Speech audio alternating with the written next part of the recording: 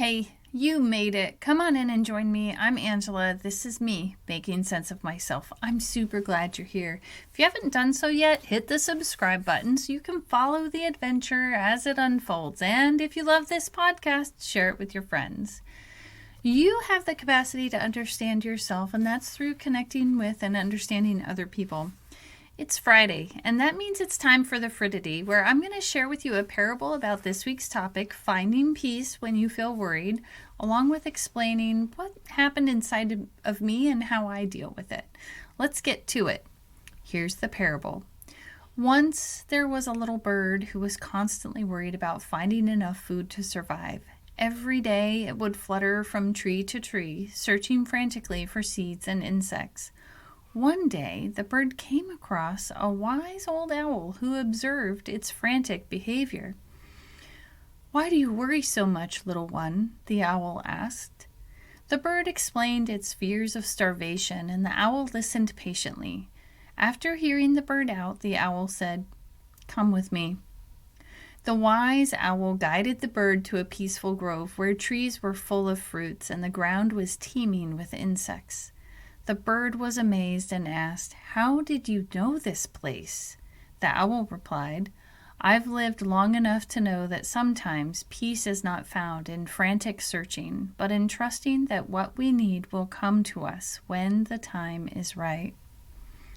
From that day on, the bird learned to trust in the abundance of nature, and it no longer worried about finding enough food. And so, it lived its days in peace, knowing that it would always have what it needed. So, as discussed throughout the playlist, finding peace when you feel worried, worry can totally take over our lives. It has taken mine over to the point of panic attacks and sleepless nights and things like that. But one of the things that happens when we get stuck in worry is that we're literally stuck in it and we're anticipating negative outcomes.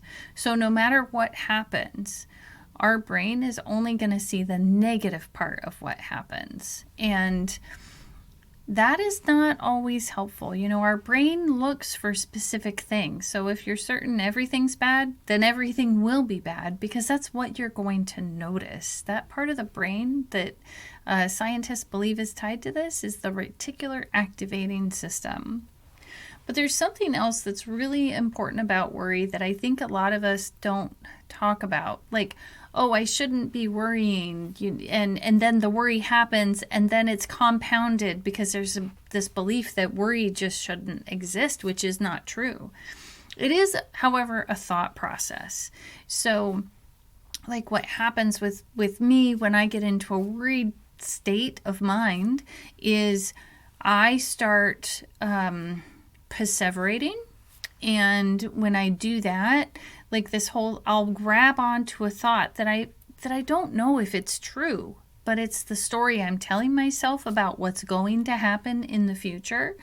And I grab onto it and I hang onto it and I hold on to it for my dear life. And I think, oh my gosh, I must prepare. The sky is falling. And this is really what's happened inside of me. Those sleepless nights and those thoughts, they trigger our body.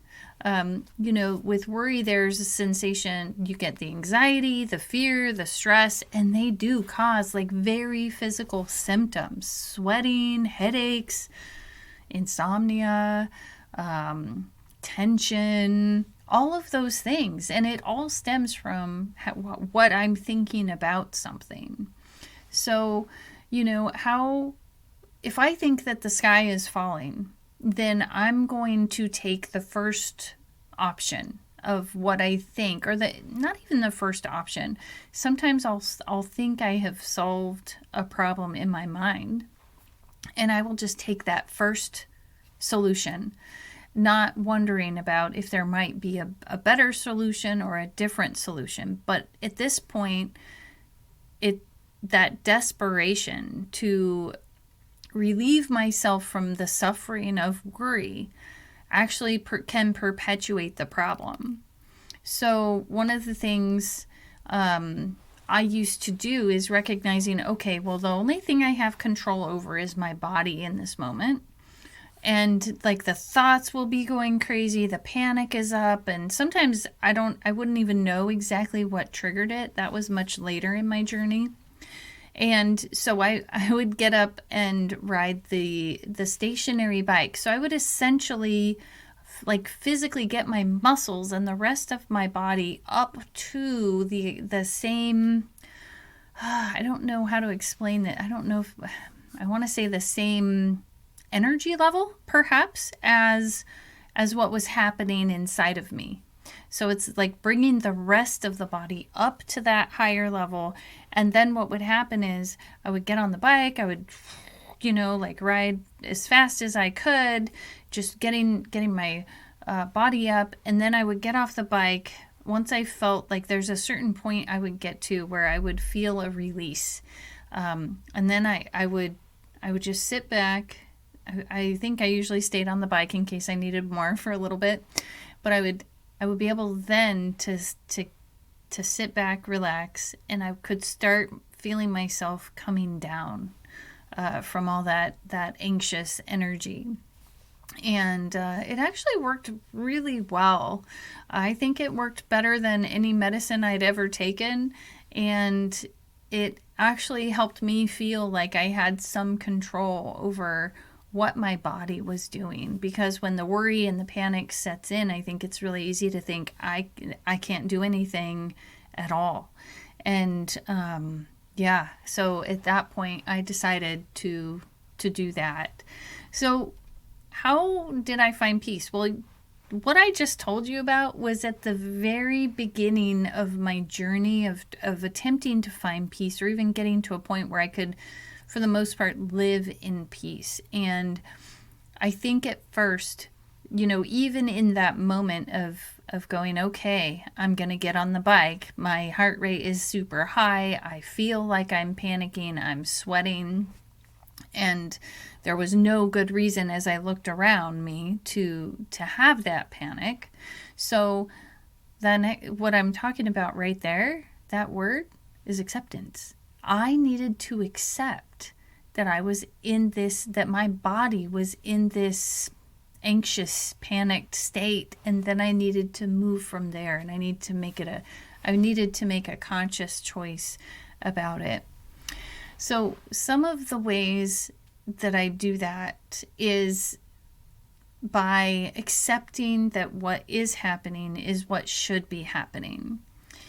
And I say that I feel like that's a high level place to be, because if you can accept what is happening, then there doesn't have to be anything wrong with it.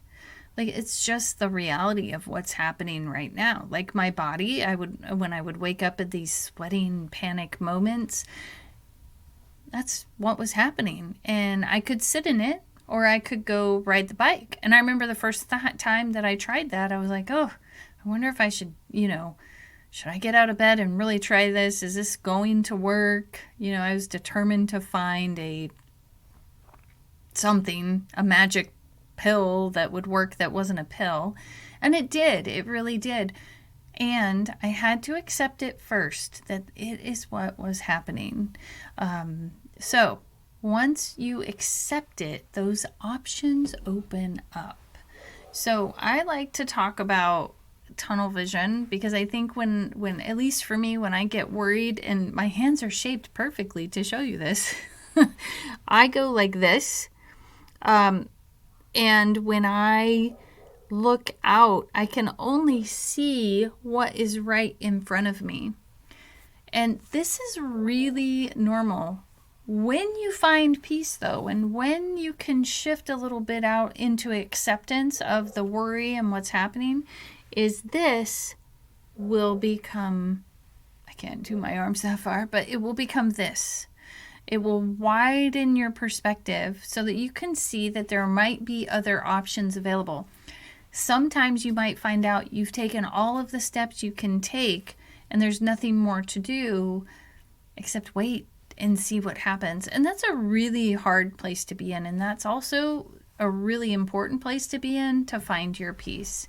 So I highly recommend continuing to practice using the meditation in the video before in this playlist, using that meditation to practice. So first finding your peace, and then purposefully thinking about a moment where you were worried, and then purposefully finding your way back. And the neat thing is your body will get used to finding it when you do that. So that's really important. That practice is more important than you might realize. And it's just a small practice, you know? You don't have to do it all day, every day, sit in meditation and practice this. Just once, you know, or even less than that. Just consciously know that it's something you're practicing, and that will also help.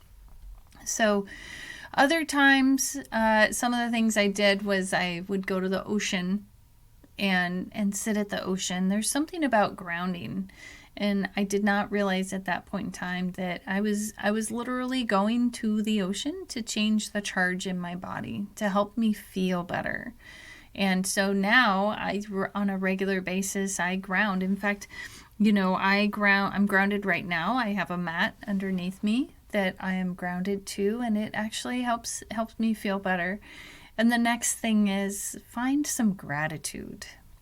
And, you know, the other day I said to someone, gratitude is a bucket for being lover, and beloved. So being all of that, you know, when you're grateful for something, it's almost like you love it and it loves you, and there's this love in between, and that true gratitude, and really feeling that.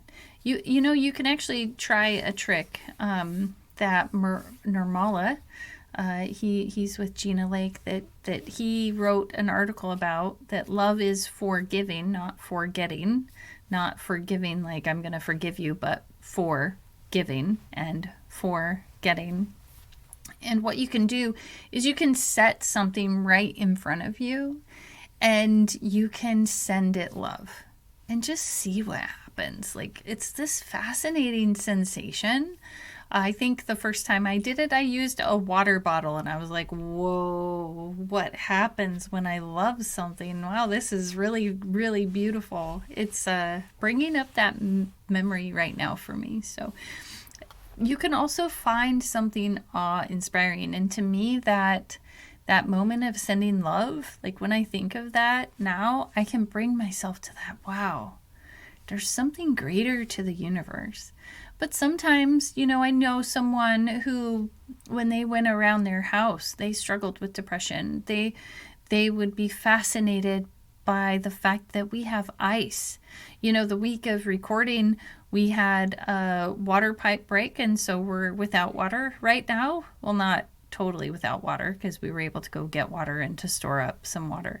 But one of the things that I've done is be grateful for that, and awe-inspiring, like these things, the fact that we have water that comes to our homes, that we're able to flush the toilet and wash our hands. I mean, there's so much more involved when you don't have faucets and toilets that flush regularly without having to go get buckets to fill them up. You know, it's a lot of work. And so I just want to point to that, like little things can be fascinating. And right now, in the midst of this, what could be seen as this really icky struggle, oh my gosh, we're without water. When are we going to get water back? When's this going to happen? When's that going to happen? How am I going to shower? Blah, blah, blah. All of this. Well, now I can be like, whoa, can you believe we had that before? And I can calmly be able to reach out to my friends and be like, hey, you know, our water's down. Is there any way I can take a shower? And I've got a place to take a shower now, right? Like, taking those steps, but being able to be grateful in the moment, that's a huge deal. Another thing I think that's important is that self-care, especially when you're worried. Sometimes I think we are on 24/7. You know, the times we're awake, we're on social media, we're doing all these things all the time. And most jobs nowadays, it's not like you put down the tools and you go home. You're still thinking about it later, because that's what the job is, right? That's what is needed. And so that's what happens. Sometimes, though, that self-care is like figuratively putting work down and finding something else to focus on. It can be art, it could be taking a walk in nature, it could be going for a swim, it can be meditating. There are so many things. The most important thing, I think, is to find out what brings you joy and what brings you peace, and do that. There are all these ideas out here of what it means to do self-care, and I think there are that many more ideas. For every single person, it's going to be a little different. For somebody, it might be going to get a haircut. For someone else, it might be cutting someone's hair is where they find their peace, right? We don't get to decide. I don't get to decide what it is for someone else.